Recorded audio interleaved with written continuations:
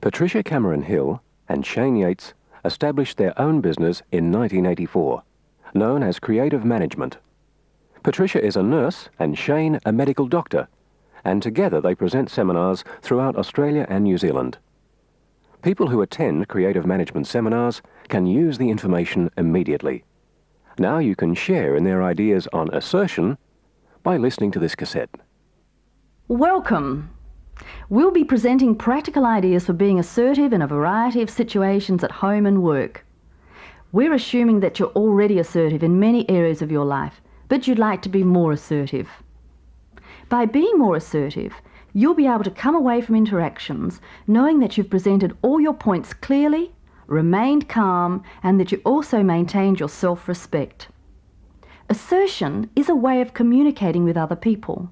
It involves speaking up for your personal rights and saying what you mean and how you feel in a direct way. It does not always mean getting your own way. Assertion is an alternative to being either aggressive or under-assertive. In aggression, the goal is to dominate the other person, to violate their rights, perhaps moving into their personal space or raising your voice. It's an angry attack, which involves failing to see the other person's point of view or giving them a chance to express it. While there is only one winner in aggression, everyone has the opportunity to win with assertion. In under-assertive behaviour, the emphasis is on pleasing the other person, or it may involve blocking communication by refusing to respond appropriately. The under-assertive person delays speaking up and saying what they really mean. In doing so, the chance is lost to say exactly what they mean at the right time and to the right person. Being aggressive or under-assertive can lead to misunderstanding, exploitation, or resentment. This is not to say that aggression or being under-assertive are necessarily good or bad, but by being assertive, you have an alternative, which is much fairer and provides for an equal conversation. Shayne will now talk about rights. Assertion is based on the idea that all human beings require basic rights in order to live together. In the context of assertion, a human right is anything that all people are entitled to have, be, or do. You need to recognise your rights and stand up for them. If you don't, other people may define them for you, and you then stop being yourself. Consider these rights. The right to make mistakes. The right to change your mind and break a commitment that has been made without giving a reason. The right to make decisions or statements without having justification or a logical basis. The right to ask questions. The right to speak up and express your feelings or emotions without feeling it's weak or undesirable to do so. The right not to get involved in someone else's problems. And the right to refuse other people's demands. As you become more assertive and do those things that are important to you, your self-esteem will improve. You may find that some people will treat you differently when you're assertive. For example, if they can't use you as they have in the past, they may want to see less of you.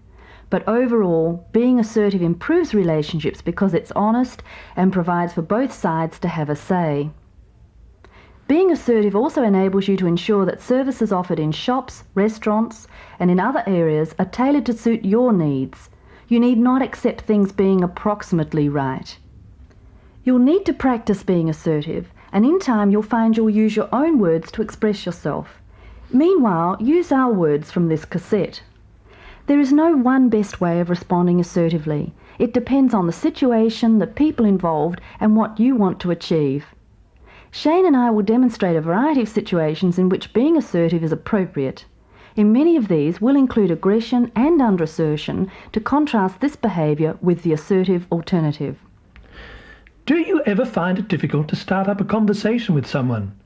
By asking open questions, people will respond with more than a simple yes or no answer. Open questions usually begin with the words what or how. Here are some examples. How do you like working here? Instead of, Do you like working here? what is it about your job that you enjoy? Instead of, Do you enjoy your job? how do you find Melbourne compares with Sydney? Instead of, Do you like Melbourne? how do you feel about the news the doctor gave you this morning? Instead of, Are you disappointed with the news doctor gave you? in all of these questions, people can give an extended response. The next assertion idea is the use of I statements. This involves giving information about yourself by use of the words I. I feel, I think, I prefer. This means taking responsibility for your own thoughts, feelings and actions. Stating your feelings in the third person by using one or you should be avoided. The use of the words I feel provides an alternative to saying you made me feel, which blames the other person and limits further conversation. The use of the word I is important in being assertive. It helps to explain to someone how they make you feel, whether it's a positive or negative feeling. And contrary to popular belief, people cannot read minds. They need to be told how their behaviour is making you feel so they can do less of it if it irritates you or more of it if it pleases you. The first scene involves a husband and wife. Shayne will be coming home from work and announcing some news to me that I'll respond to in an under-assertive way. Listen for the reasons why you think I'm under-assertive. I'm home, Patricia. Hello, Shayne. How are you? I'm well, thank you. I ran into Jack today. Haven't seen him for months. How is Jack? He's very well, and he's asked us over on Saturday night for dinner. And I said we'd go. You've accepted? Yeah, of course. I haven't seen Jack for ages. It'll be a terrific night. Oh, Shayne, do we really have to go? Well, why not? We never have quiet nights at home anymore. But you always end up having a good time when you go out. Well, I suppose I'll have to go then. Does that sound familiar? Did you listen to my responses, which were, Shayne, do we really have to go? And we never have quiet nights at home anymore. Did you notice how I avoided saying how I felt? And of course, having given in, people sometimes express their anger by giving the other person the quiet treatment, by not talking, or the noisy treatment by throwing things around. They expect the other person to get the message as a result of this behaviour, and often they don't. The assertive person would respond in this way. I'm home, Patricia. Hello, Shayne, how are you? Good. I ran into Jack today and he asked us over for dinner on Saturday night. I said we'd go. You accepted? Of course I did. Shayne, I'm sure you meant well when you accepted Jack's invitation, but when you accept on my behalf without consulting me, I feel that I'm not having a say in what we do, and I feel angry. I'm so busy at work these days, I'd much prefer to have an early night on Saturday. But I always make the social arrangements. You've never complained about this before. I realise I've never complained before, but I have felt this way and I should have said something. I wonder if in future you could consult with me so that we can decide together what we'll do on Saturday night. In contrast to the first situation, by stating that I feel I'm not having a say and I'd much prefer to have an early night, I'm saying what I really mean. Now Shayne has a couple of options. He might say, Oh, okay. I will ask you in future. Or he may choose not to do that at all. You've got to be kidding. Look, I'm the man in this house and I'll make the decisions about when we'll go out. Shayne's first response, where he is agreeable about consulting me in future, means that our relationship can continue in a meaningful way. The alternative response, that Shayne isn't prepared to change, that he'll make all the decisions in the future, means that we have to start discussing what we want from our relationship. Because if he's not prepared to modify his behaviour in line with what I find appropriate, then we have to question what we do have in common and how we are going to continue our relationship. And of course, if I'm doing things that irritate Shayne, I must be prepared to change. Now, one point about anger. Do you bottle it up or feel like you're going to blow a fuse from time to time? It can be very destructive to you in your relationships. How many people give hints instead of expressing it, when they could say it in a direct way? For example, I feel really angry when you make decisions for me. Or a situation at work. I feel put out when you leave work unfinished and I have to stay back to do it. Or I feel really annoyed when you keep asking me to change shifts. This is more assertive and more honest than just complaining, especially behind someone's back. Why is it so difficult for people to say what's on their minds, to say, I feel, to express their feelings to others? In part, it has to do with the fact that when someone else knows what pleases or irritates you, then you may become vulnerable. The other person may choose to do more of what irritates you and less of what pleases you. But as you become more assertive, you'll be less concerned with these possible consequences. It's equally important to express your feelings when someone does something that pleases you. Note how I fail to do this in the following situations. Hi, I bought you some flowers. Oh, what did they cost you? Or, Hi, I bought you some flowers. oh, thanks, Shayne. Listen to what an assertive person would say. Hi, Patricia, I bought you some flowers. Thank you, Shayne. They're really lovely. When you buy flowers for me on the way home from work, I feel really important in your life. Oh, shucks. Let's see how this idea applies to work situations. I feel reassured when I have you to assist me with this procedure. Or, I feel really pleased when you make it possible for me to leave work on time. telling the other person that their behaviour pleases you not only gives good feedback to that person, but will often guarantee more of the same behaviour. And how do you accept compliments? Some people find it difficult to give and accept compliments. How often do you explain away a compliment that you receive? Like this, for example. Your hair looks lovely today, Patricia. Oh, it needs a bit of a wash, Shayne. Or, What a beautiful dress you're wearing. oh, this old thing. I've had it for years. A more assertive response would be, Your hair looks lovely today, Patricia. thank you. What a beautiful dress you're wearing. Thank you. Note the simple response of thank you that doesn't explain away the compliment. Shayne is not aware that my hair needs a wash. He's not aware that's an old dress I'm wearing until I tell him. It's important to accept compliments because this positive information helps make up for all the negative comments we may receive. Accepting compliments will improve your self-esteem. The next assertion idea involves making a request of someone. The setting is a restaurant. Here are some simple assertive requests. May I have some bread rolls?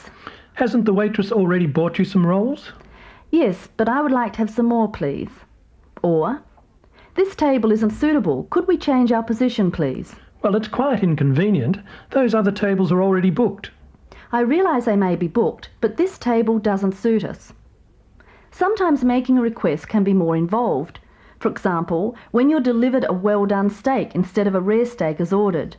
In the first situation, Shayne will be under-assertive. Listen for the cues to his under-assertive behaviour. Excuse me, miss. Yes? I ordered a rare steak and I think this one is well done. Let me see. That looks like our rare. That's the way we do them here. Well, I think it's been cooked all the way through. That steak looks quite rare to me, sir. Are you sure? Of course I'm sure. We never have any complaints here. Don't you? Never. Oh, thank you. Sorry. Let me explain Shayne's body language to you during that role play. He sat at the table, hunched over, barely maintaining any eye contact with me at all. Did you notice his voice? It wavered and it was low in tone. Did you notice that he did not actually make a request of me? He backed off when I asserted that we never had complaints, and then he apologised. By apologising, Shayne seemed to be accepting the blame for his overcooked steak. This time I'll be more assertive. Excuse me, miss. Can I help you? Yes, I ordered a rare steak and this steak is well done. I'd like another one, please. That's our rare steak. That's the way we do them here. I can understand that this is your rare steak, but in my experience, it's well done. I'd like another one, please. But sir, we've never had any complaints before. I can understand that no one's ever complained before, but I would like another steak. Well, I'd like to be able to help you, but you have to understand that we're very busy tonight, and if I return that steak, I don't think I'm going to be too popular with the chefs. I can appreciate how busy you are and that you'll be unpopular if you return it, but I would still like another steak. All right then, I'll see what I can do. Thank you. Why was Shayne more assertive that time? Well, first of all, I sat upright, maintained eye contact with the waitress, and my voice was firm. What about when I said that the steak was what we considered to be our rare, and that was the way we did them here? I made sure that the waitress was aware that I had been listening to her. I said, I can understand that this is your rare, but... And then I went on to say, in my experience, this is a well-done steak. Remember that phrase, in my experience. You have a right to make decisions and judgments based on what you consider to be correct. I knew exactly what I wanted, and that was another steak, and I continued to repeat that request. Remember when I said, nobody else has ever complained? I said, I can understand that no one else has ever complained, but I would like another steak. In this response, Shayne acknowledged what I was saying but still repeated his request. Here are some work situations. Would you please complete this form, Patricia? Well, it's not really convenient at the moment. I can understand that it's not convenient, but would you please complete it? Or another example. Would you please return our procedure manual? But we're using it at the moment. I can understand that it is important for you to have it, but I would like the procedure manual back now. Have you ever been caught on the telephone like this? Hello, Patricia. What are you doing on Saturday night? Well, I haven't got anything planned. Oh, good. You'll be able to join our working bee. Thank you. Oh, I suppose so. Does that sound familiar to you? How often do people call you up and ask what you're doing without giving you a chance to know what they're offering first, before you say yes or no? Here's an idea for being more assertive in that situation. Hello, Patricia. I just rang to see what you're doing on Saturday night. Why do you ask? I'm having a dinner party and I'm a girl short. I'd like you to come. Thank you for the invitation, Shayne. I can understand your dilemma, but I'm unavailable to help out. What a wonderful expression. Why do you ask? But you have to be quick to use it. Did you notice that when I refused Shayne's invitation, I didn't give a reason? I said that I was unavailable. Once you start giving excuses, people start to debate them, and it prolongs the discussion. To say you're unavailable or that it doesn't suit you leaves no room for argument. Now let's turn to the business of saying no. It's hard to say no. Requests and demands are often made of you, and you must be able to stand up for yourself by saying no. If you don't, you can lose control of your life and find yourself doing things just to please other people. There are several consequences of this. It leads you to do things that you don't respect yourself for doing, and it can prevent you from doing what is important to you. Resentment can result from other people's exploitation of you, and ineffective communication can also occur. How often does this happen to you? Hello, Patricia. I'm glad I caught up with you. Hi, Shayne. I've been asked to organise a new committee, and I wanted you to be on it. Why me? Well, I've seen your work in other committees, and I think you're the best there is, and I'd really like to have you on the team. Shayne, I'm on too many committees already. I thought of that, and I checked to see if you'd be available on Wednesday afternoons, and you are. But I was keeping that time free to do some paperwork. How can paperwork be more important than my committee? Oh, Shayne. You'd be letting us down if you don't, Patricia. All right then, but this is the last time. Great, thank you. To share more ideas on assertion, let's turn now to side 2.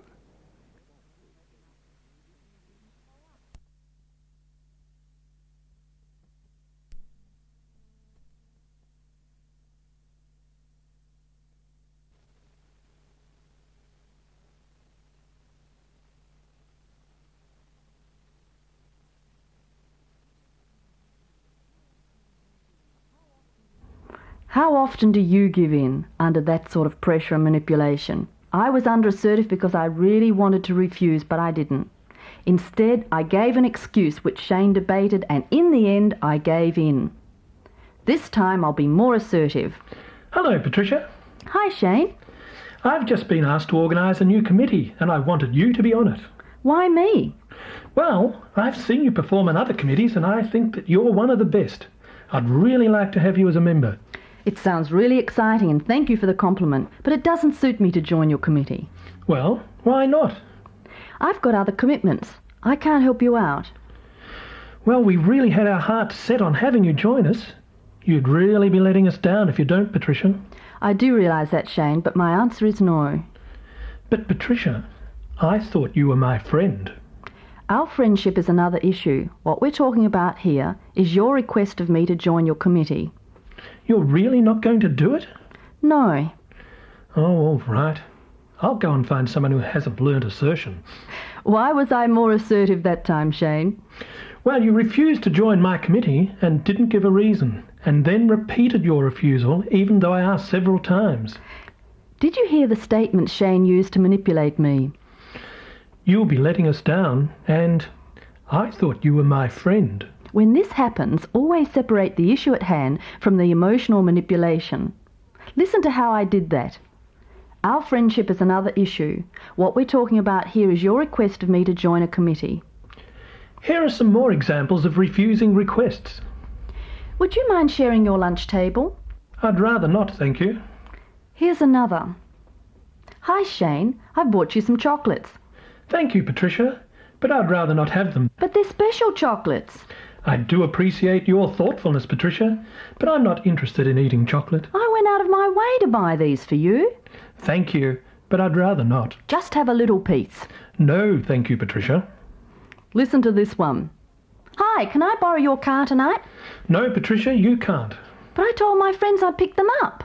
I understand that you've made a commitment, but I'm not prepared to loan my car. Or what will they think of me? What your friends think of you, Patricia, is your responsibility, but I can't help you with the car. And finally, I wonder if you could just finish this report before you leave tonight, Shayne. I can see that the report is urgent, Patricia, but it doesn't suit me to work overtime tonight. Shayne could have added this. However, I'm prepared to reorganise my work first thing in the morning to get it done if that would help you. It is assertive to compromise, so long as you know the reason why, but avoid accepting the responsibility for solving someone else's problem. What about feeling guilty when you say no? It's one thing to be more assertive, but it's another to be able to deal with the guilt that can arise as you begin to say no. This has been my personal experience. There was a time when I didn't feel guilty at all, and the reason was that I rarely refused a request. I never said no. For example, when I was studying at university, I used to pick up other students in my car. At times this was a real inconvenience to me, but I continued to do it to please them. Many of my friends and acquaintances also thought nothing of expecting me to do things for them all the time. In the end, instead of feeling guilty, I felt resentment. I resented people always expecting me to agree with their requests and demands, and I felt I was being used. And with that resentment came anger, the most uncomfortable feeling of all. These feelings were beginning to destroy my relationships with other people, so I thought that by learning to be more assertive, it would help me. With assertion training, I soon began to express my anger and to say no when I wanted to. And when I refused to drive my friends and refused other requests, I did feel guilty. But the good news is that as I became more assertive, the guilt lessened. You see, I had been mistaking being liked for being respected, and it was a valuable lesson for me when I was able to work out the difference. I discovered that a lot of people who had liked me were really fair-weather friends, but relationships with my more valued friends did improve as I became more honest with them. I found that the short-term consequences of feeling guilty were nowhere near as destructive as the consequences of feeling resentment and anger, and I began to feel better about myself. Let's consider now an emotional situation. How do you deal with the person who's angry, who's upset, who's demanding? Shayne will portray an angry father of a child waiting in a hospital casualty department, and I'll be the nurse in charge. I hope you're not handling it like this. Are you in charge? Yes, can I help you? Yes, I've been waiting out here for 3 hours with my child, and I demand that he be seen immediately.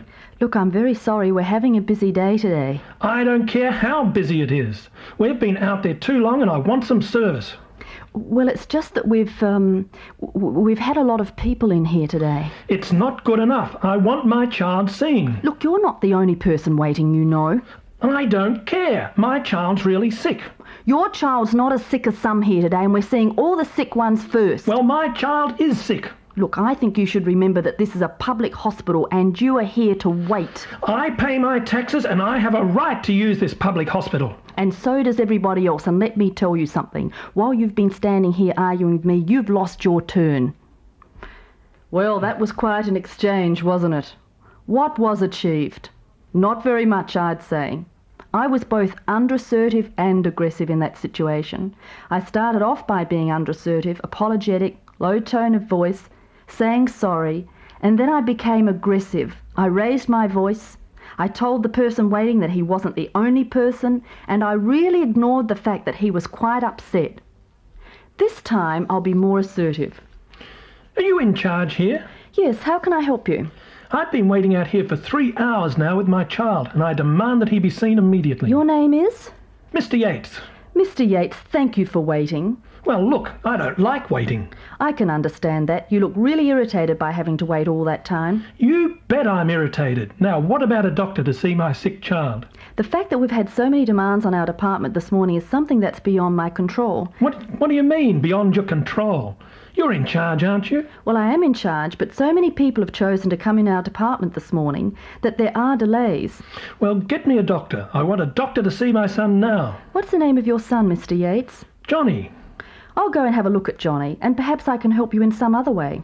Look, I was supposed to be at work 2 hours ago. Mr. Yates, would you like to use the telephone to call work? Well, thank you, yes. Go ahead and I'll have a look at your son. It is possible that I won't be able to speed this up, but I am willing to help you as much as I can. Shayne, would you like to say what you found different about me in the second situation? Your behaviour was much more assertive and more agreeable to me. The first thing you did was to immediately get up from behind your desk and come towards me when I made my inquiry. You maintained eye contact, you were always polite yet firm, asked my name, and recognised that I had been waiting and was irritated. You went on not to apologise, but to explain the situation, and offered to help me in any other way which I appreciated. You didn't say, "You're not the only one," which really made me angry the first time. The other thing you did was to thank me for waiting. It's good to be acknowledged if you've been waiting for some time. Here are some more assertive examples. Did you just clean that floor? Yes, I've just finished mopping it. Well, I've booked this room for a conference at 12 o'clock, and the floor is so wet I can't use it. Thank you for letting me know. I wasn't aware that you're needing to use the room. Can I help you by making another room available, or would you be prepared to wait while I dry mop the floor? Well, yes, I'll wait while you dry mop. What about the situation when your performance is criticised and the criticism is given along with personal abuse? In this example, Shayne will arrive late for work and he'll be under-assertive as I criticise him. Shayne, is that you? Yes, it is. This is the second time this week you've been late for work. Well, it's not my fault. I had car trouble. It's not just that you're late. You're taking too long to finish the work I'm giving you. You don't seem to care about things anymore. You're disrupting other people and you're a disgrace to the department. I don't even like the look of you.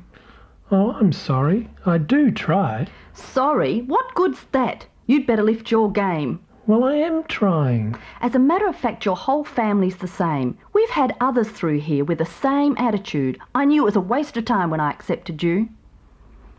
That's another example of both aggression and under-assertion. But listen to the way Shayne handles the situation this time. Shayne, is that you? Yes, it is. This is the second time this week you've been late for work. It is true that I've been late twice this week. It's not just that you're late. You're taking too long to finish the work I'm giving you. You don't seem to care about things anymore. You're disrupting other people and you're a disgrace to the department. I don't even like the look of you. It would help me if you could be more specific about the work that's taking too long to complete, Patricia. Well, that report I gave you last week. I see.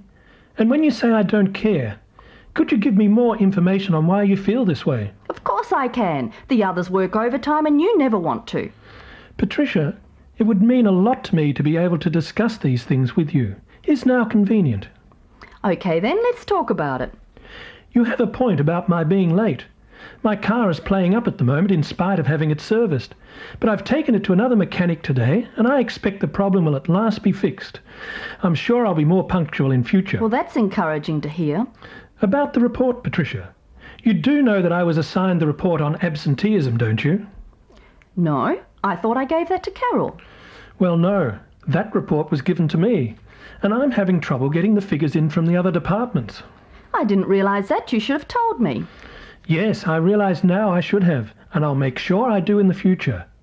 About working overtime, it really doesn't suit me to work back, but I am prepared to complete priority work on the day if I'm given enough warning. Sometimes I'm just not told a project is urgent until late afternoon. Okay then, I'll see what I can do about that. Patricia, I appreciate feedback on my work, both negative and positive, and I wonder if in future you could give it to me without personal abuse. What do you mean, personal abuse? I felt offended when you commented on my looks and my family, and I feel very angry. Oh, all right then. Thank you. Didn't Shayne handle that situation very assertively? Let's just analyse a few techniques he used. Firstly, he remained calm and sought clarification of the criticism before he defended himself. He temporarily ignored my aggressive attack and requested a discussion on the points I was making. He then concentrated on ways to improve the situation. Once the facts had been dealt with, he approached the matter of personal abuse. Did you hear the use of the word I? I felt offended when you commented on my looks and my family, and I feel very angry. He didn't say, You made me angry. you have a right to receive clarification of criticism and to get it without personal abuse, no matter how senior the person is to you. While we are dealing with the issue of criticism, remember when someone criticises your performance or your ideas, that is what they are criticising, not you. To fail at something does not mean you are a failure. What about receiving a reprimand in public? That can be really uncomfortable. Again, we suggest that you don't resist the criticism. Agree with it so the reprimand is shortened to save your own embarrassment and that of the onlookers. Here's how that might work.